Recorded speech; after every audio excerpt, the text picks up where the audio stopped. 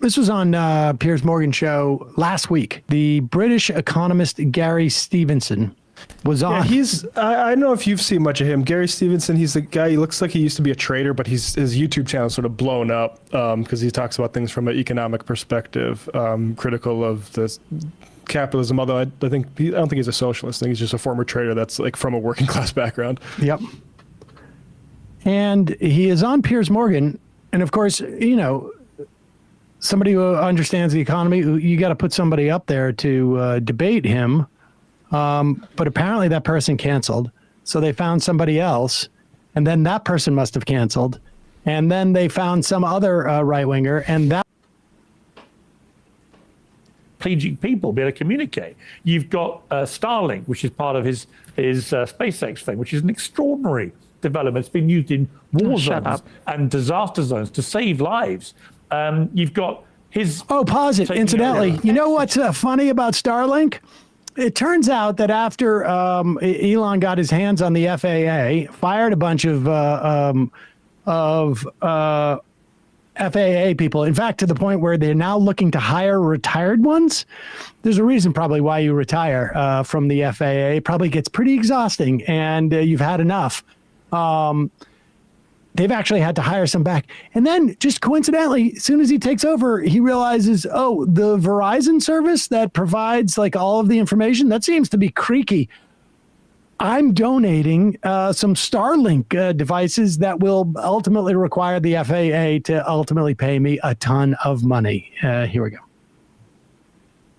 go. To save lives. You've got his taking over of X, which may not seem as important, but actually restoring genuine balance of free speech. Shut up. To have a voice, idiot. I think has been really important to democratic discourse in America in particular. And he's got other things that he's done.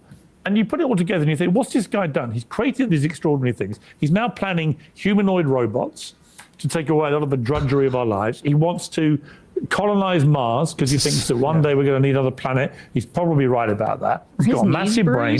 He's got all this cash. And rather than sit there and kind of do what you think he's doing, which is just, all right, I need to spend billions on making myself even richer. He's gone to work for the government for free as an unelected guy, just trying to stop the ridiculous overspend of the government. And in the process, he's employing several 100,000 people in America, and he's a South African immigrant to America, right? It's hard to think of a more positive story. No. And yet, by your criteria, you would say, well, sorry, but I'm not going to put words in your mouth, and I don't want to miscategorize you, but to sort of portray him as one of the bad guys, I think is probably very unfair.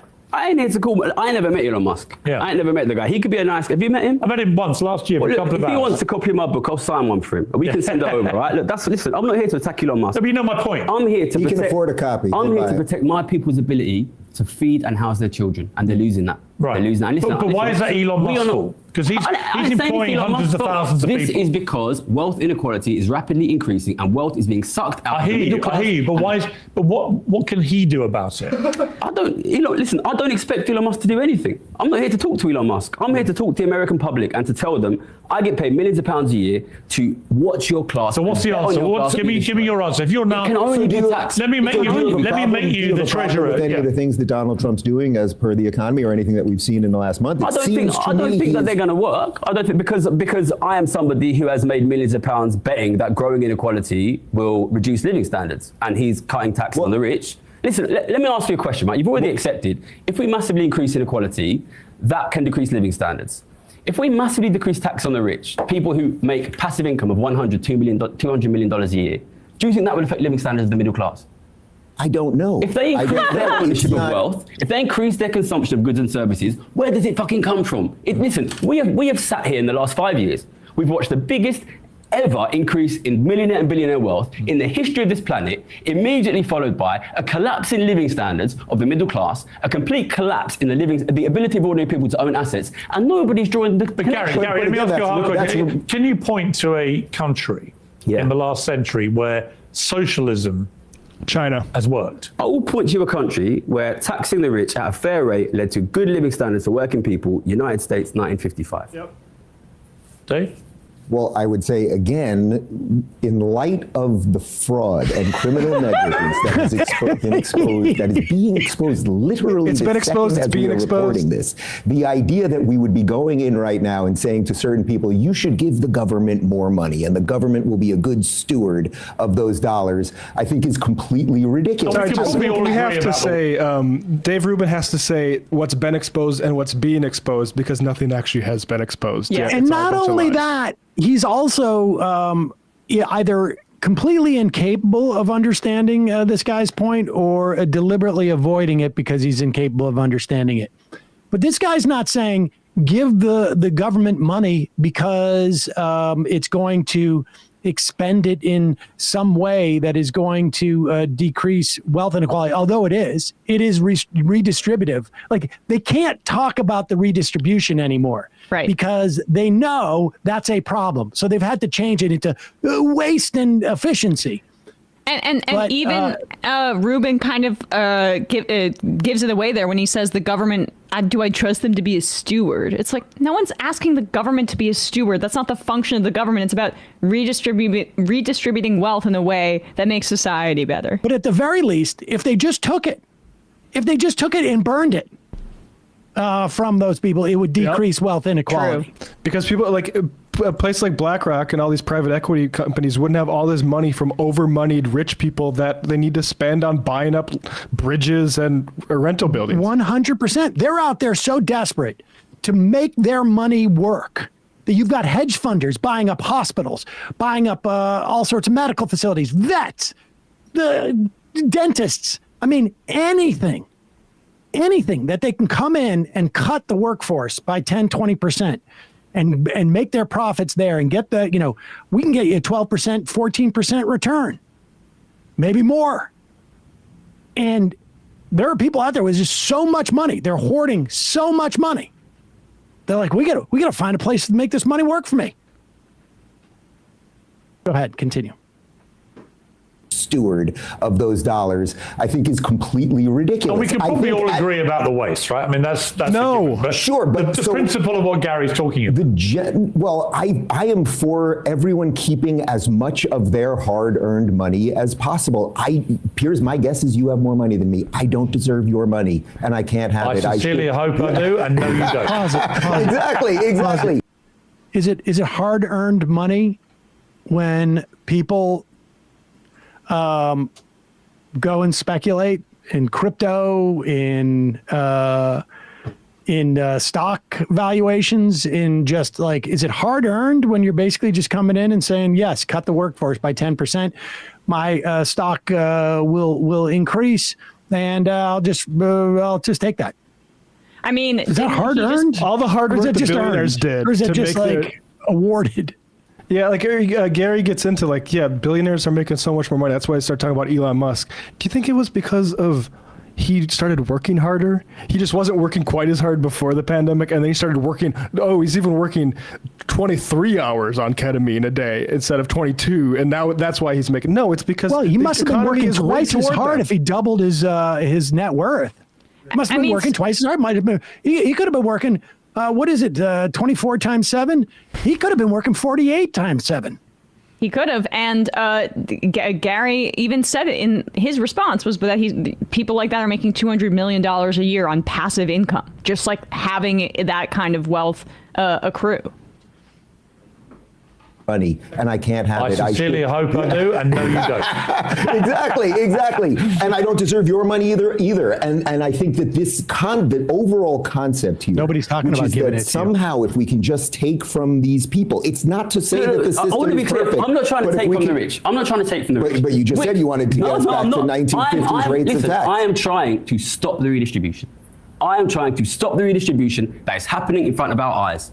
The American middle class, the British middle class is dying. Their wealth is being sucked away and is being owned by an international super rich elite who pay no tax, while the people watching this show pay 40%, 50%, while billionaires pay nothing. Let me ask you a difficult question. But I don't understand. Let me ask you a difficult question. Come on, pay nothing. No, they pay all sorts of taxes. I've got a difficult question, which is, there are a lot of people watching this agreeing, and obviously people disagreeing as well, but two questions. How much money have you made in your life? Yeah. So And how much have pause you it given here. up? We're going to break because they get into this thing of why don't you donate money to charity, which is just besides the point. Everyone knows that this needs to be a societal policy and not the largesse of certain lucky people that are working class who happen to be traders. But here's where they actually Here's also the giveaway in that, I should say, the word tax is different than the word donate.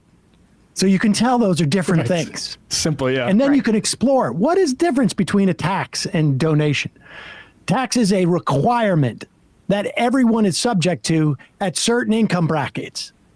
A donation is completely voluntarily and also ends up being a tax break and costs the government money. Go ahead. Yeah, here he is. East London. Okay, so what I'm still trying to wrestle with. All right, look, you're perfectly entitled to do with your money what you want to do. Okay, and you haven't demanded we give ours away. Fine. Okay, I get that. But what is your answer? I mean, if you had the chance now to run the Western world economically, give me the blueprint for how we stop going down what you think is an apocalyptic path. Tax work less, tax wealth more. Oh! Simple as that. You can't have ordinary working people paying 40-50% while billionaires pay 5%. But ordinary working people don't. But you mean the middle class, though? That's not working class. Oh, Working class people pay 30-40-50% once you include everything. Once you include their VAT, once you include their income taxes, they do. Once you include their health taxes, What it's would you essentially be, a would tax. you be for a flat tax? Pick whatever the number is, 12% on No, because it won't work. A flat tax always still going to work. Why? You're gonna get So what would you like to see? I know you're an American, okay? Listen, look at the history of my country, okay? For hundreds and hundreds of years, a small, tiny, super wealthy elite lived the fucking dream while ordinary people live lives of desperate poverty, okay? That is what is going to happen to your country, and that is what is going to happen to my country if you do not protect the working class from the rich. But There is that's no way to exactly what we're doing right now. That's what Well, Donald we'll Trump see. did. We've That's made what- our that's- bets. We've that's made our what- bets. That's what Donald Trump's entire movement is all Okay. about. It's a movement of we the people. And Well, by the it's way, good what you said because- earlier, Piers, was completely right. Pre-COVID, go to Donald Trump's State of the Union speech before that's COVID. good. Yeah. What does he Talks do? He about gets how, up there, talks. Yeah. Dave, just So dumb. how does anybody look at that conversation and come away with Dave is a deer in headlights there?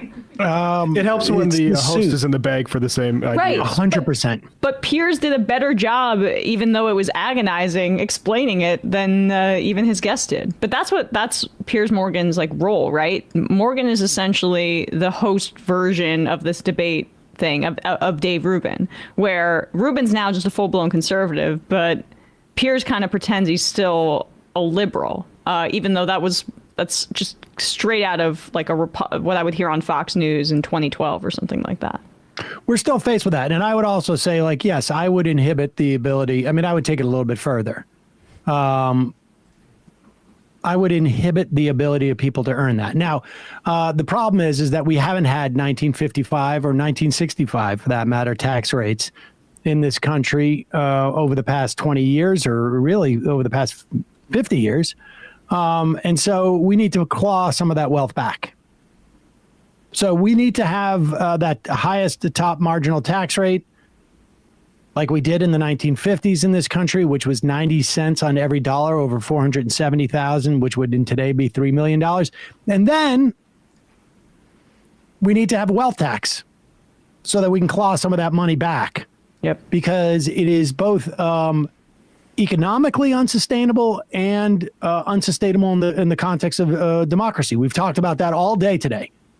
The reason why Republicans are going to be less responsive to the fact that people don't want them to cut Medicaid. They don't want them to kick their parents out of the nursing home. They don't want them to have 40% of the births that in this country that are covered by Medicaid somehow happened, I don't know, by some walk-in medical clinic that's doing a sale on births this week.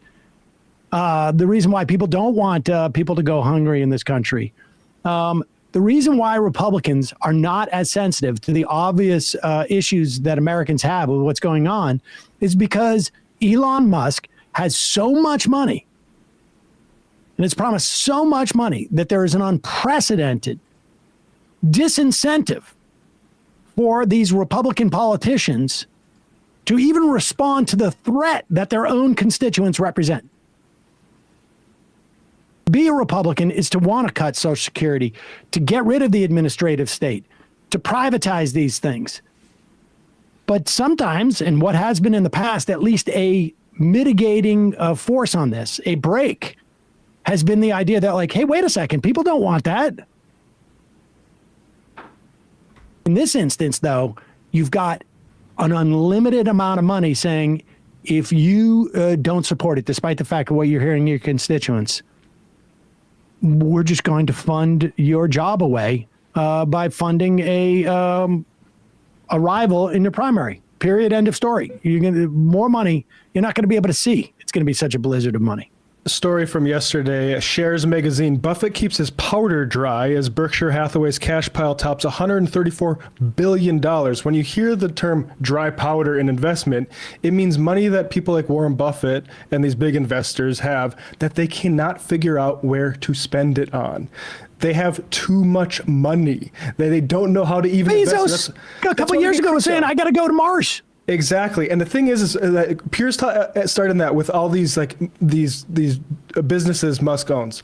The people that work at those businesses are the reasons those businesses have any success. It is not the ownership. The people that's why the that guy's policy prescription, which is to tax work less, tax capital or wealth more, is exactly where we need to get, because people who own stuff are not working.